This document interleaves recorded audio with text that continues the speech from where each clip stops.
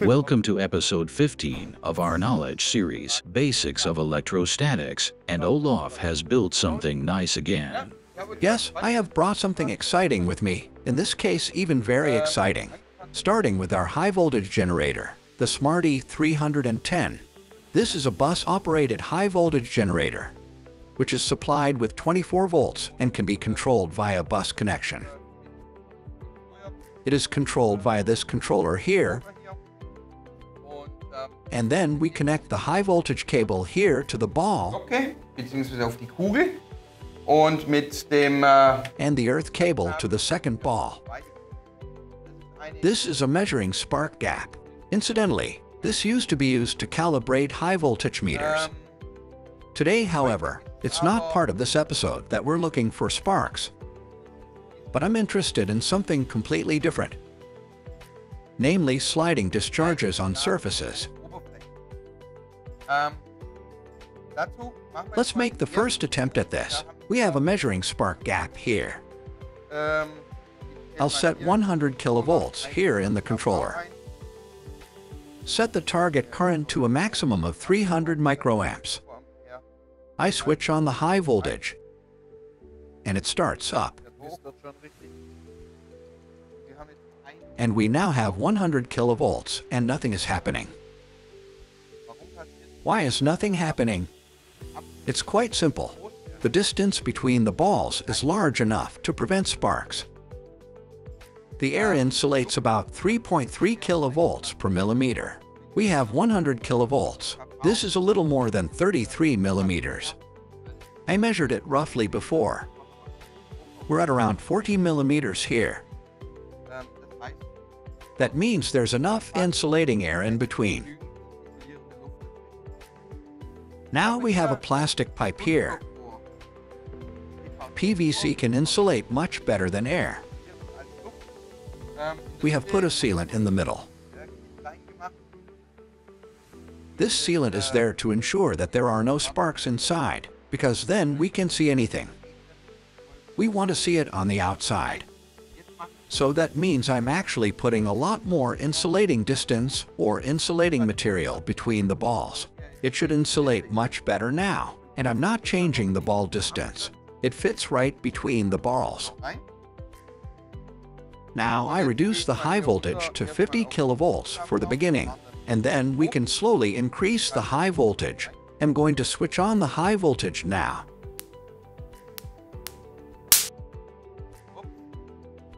We now had just 50 kilovolts, and there was already a small spark. I now reduce the high voltage again to 40 kilovolts and switch the high voltage back on.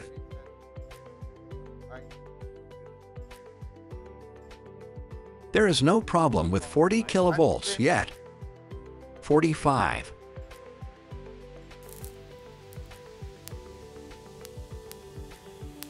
Can you hear it? It crackles here, but no hard spark. I increased to 50 kilovolts.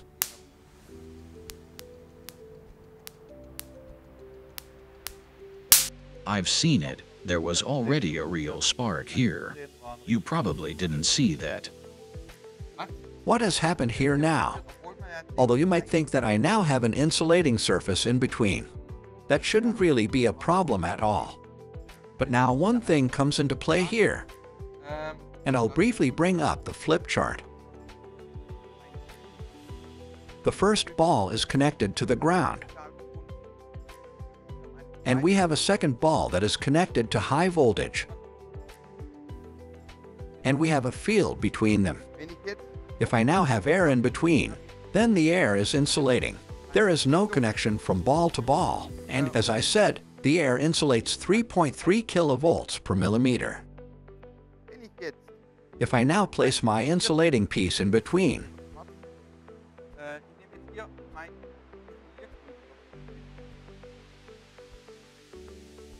the following happens. On the one hand, plastics have the property that are highly insulating, but on the other hand, I can also charge plastics. And now the following happens.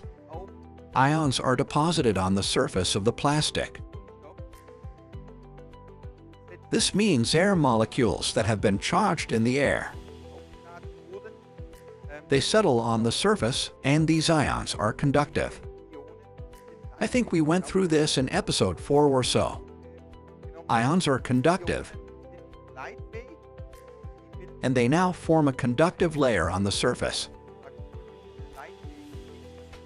And this conductive layer really makes us problems because there can be flashovers. And now, of course, there is another complicating factor. If there is dirt on this surface, then the whole thing gets exponentially worse. Why is this important for us? Especially in electrostatic applications. I always have a high voltage conducting part somewhere. And this high voltage conducting part has to be suspended somewhere. You cannot just hang it in the air somewhere, which means that this insulating electrode must be attached somewhere. So I have to attach it to the insulating body, because I cannot attach it to metal. Otherwise, everything will be at high voltage. In other words, I have to hang this ball somewhere to insulate it. And if this insulating distance is too short, then sooner or later there will be problems with sparks or gliding discharges along the surface. And this is a very important point that I always emphasize at our electrostatics training courses, especially for the designers of electrostatic applications. Watch out for these surfaces. And if you take a very close look at all the high voltage power lines outside, which transfer our energy, they all have an insulator that looks something like this.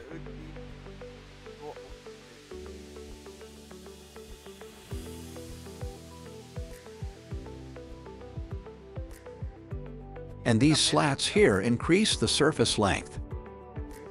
Because outside we additionally have humidity, which can then settle when it rains, for example, and a damp surface is also conductive. This means that these lamellas will simply extend the surface. If I had lamellas on here now, we wouldn't have this problem to the extent that we have seen here. Michael, I hope this has been instructive for you too. In any case, for everyone out there, always remember that insulating surfaces can become charged and can therefore also practically generate charges, which is very important for all designers. Incidentally, I've prepared something for the next video which also deals with this phenomenon, but in a much more blatant form. Namely, we generate gliding stem bushes, and these are potentially lethal. So it's really dangerous. It gets really exciting again. Yes, I think you should definitely stay tuned and watch the next video. We're always there. Thank you very much for today. See you next time.